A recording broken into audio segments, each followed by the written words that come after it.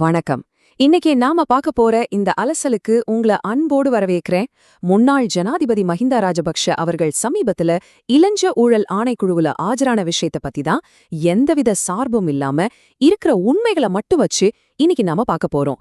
இது அந்த ஏர்பஸ் விசாரணை தொடர்பான ஒரு மிக முக்கியமான கட்டம். சரி, எவ்வித தாமதமும் இல்லாம நேரடியா விஷயத்துக்குள்ள போயிடலாமா?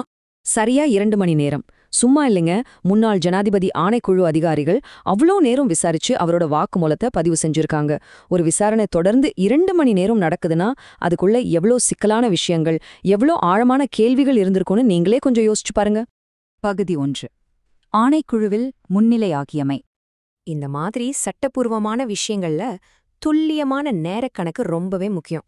சரியா சொல்லணும்னா 2026ஆம் ஆண்டு மே 12ஆம் தேதி ஒரு செவ்வாய்க்கிழமை காலையில தான் இது நடந்திருக்கு. 2 மணி நேரத்துக்கும் மேலான அந்த நீண்ட வாக்குமூல பதிவுக்கு பிறகு காலையில சரியா 11:50 மணிக்கு அவர் ஆணைக்குழுவிலிருந்து வெளியே வந்திருக்கார். பகுதி 2. 2013இல் நடந்த அந்த ஏர்பஸ் ஒப்பந்தம். 2 மில்லியன் அமெரிக்க டாலர்கள். இது ஏதோ சாதாரண தொகையல்ல. 2013ல ஸ்ரீலங்கன் ஏர்லைன்ஸ் நிறுவனத்துக்காக விமானங்களை கொள்முதல் செய்ய நடந்த ஒரு பெரிய ஒப்பந்தம் சம்பந்தப்பட்ட விஷயம் இது. அந்த ஒப்பந்தத்துல பரிமாறப்பட்டதா சொல்லப்படுற இளஞ்ச தொகைதான் இந்த 2 மில்லியன் டாலர்கள். இந்த பிரம்மாண்டமான தொகையை சுத்தி இருக்கிற குற்றச்சாட்டு தான் இன்றைய விசாரணைக்கான ஆணிவேரா அமைஞ்சிருக்கு. இந்த நிகழ்வுகளோட காலவரிசைய கவனிச்சிங்கன்னா ஒரு பெரிய புதிரை விடுவிக்கிற மாதிரி இருக்கும். 2013ல ஆரம்பிச்ச ஸ்ரீலங்கன் ஏர்லைன்ஸ் விமான கொள்முதல் விவகாரம், அதுக்கப்புறம் ஒரு கட்டத்துல மறைந்த முன்னாள் சிஇஓவோட வாக்குமூலமா மாறி இப்போ சரியா 13 வருஷங்கள் கழிச்சு இன்னைக்கு ராஜபக்ஷ அவர்களின் ஆணைக்குழு வருகை வரைக்கும் வந்து நிக்குது. பல வருஷங்களுக்கு முந்தைய ஒரு ஒப்பந்தம் இன்னைக்கு எப்படி ஒரு தீவிரமான சட்ட நடவடிக்கையா மாறுதுங்கிறது நிஜமாவே ஒரு சுவாரஸ்யமான பயணம்தான். பகுதி 3. மறைந்த சிஇஓவின் வாக்குமூலம். இந்த ஆணைக்குழுவோட அழைப்பாணைக்கு ஒரு முக்கியமான அடிப்படை இருக்கு. அது என்னன்னா, ஸ்ரீலங்கன் ஏர்லைன்ஸ் நிறுவனத்தோட மறைந்த முன்னாள் தலைமை நிர்வாக அதிகாரி கபிலா சந்திரசேனா அளித்ததாக கூறப்படும் ஒரு வாக்குமூலம்தான். வழக்கறிஞர் மனோஜ் கமகை சொல்றபடி பார்த்தா இந்த ஒரு குறிப்பிட்ட வாக்குமூலத்தை மட்டுமே அடிப்படையா வச்சுதான் இடைஞ்ச ஊழல் ஆணைக்குழு இந்த சம்மனையை அனுப்பியிருக்காங்க. இதுதான் வழக்கை முன்னகர்த்தும் பிரதான சான்றா பார்க்கப்படுது. பகுதி 4. சட்டப்பூர்வமான வாதம். இங்கதான் விஷயமே ரொம்ப ஆழமா மாறுது. இந்த வழக்குல இருக்கிற உண்மையான சட்டப்பூர்வமான மோதலை கொஞ்சம் பாரபட்சம் இல்லாம பார்க்கலாம்.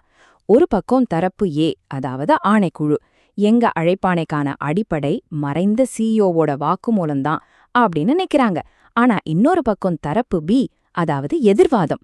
அந்த சிஇஓ முன்னதாவே நீதிமன்றத்துல ஒரு பிரமாண பத்திரத்தை தாக்கல் செஞ்சிருந்தாராம். தன்னிடமிருந்து பெறப்பட்ட வாக்குமூலம் வற்புறுத்தல் மற்றும் அச்சுறுத்தல்களின் கீழ் பெறப்பட்டதுன்னு அதுல அவர் தெளிவா சொல்லியிருக்காரு. இப்ப புரிதா இந்த முரண்பாடு எவ்வளவு பெருசுன்னு? இந்த சூழ்நிலையில வழக்கறிஞர் மனோஜ் கமகே சொல்ற இந்த வாக்கியத்தை நம்ம ரொம்ப கவனமா பார்க்கணும்.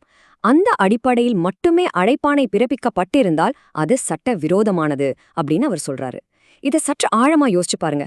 அச்சுறுத்தப்பட்டு பெறப்பட்டதா ஒரு நீதிமன்ற பிரமாண பத்திரம் ஸ்ட்ராங்கா இருக்கும்போது அதே வாக்குமூலத்தை மட்டும் வச்சுக்கிட்ட ஒரு சம்மன் அனுப்புறது சட்டத்துக்கு புறம்பானது என்பதுதான் அவங்களோட அழுத்தமான வாதம்.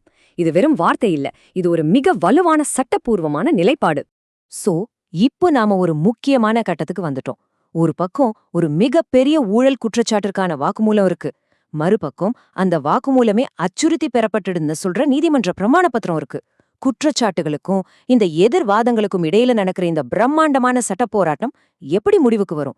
ஆதாரங்கள் ஜெயிக்குமா இல்ல சட்ட நுணுக்கங்கள் ஜெயிக்குமா? இத பத்தி நீங்க என்ன நினைக்கிறீங்க? கண்டிப்பா இதோட அடுத்த கட்டம் என்னவாக போகுதுங்கிறத நம்ம பொறுத்திருந்து தான் பார்க்கணும்.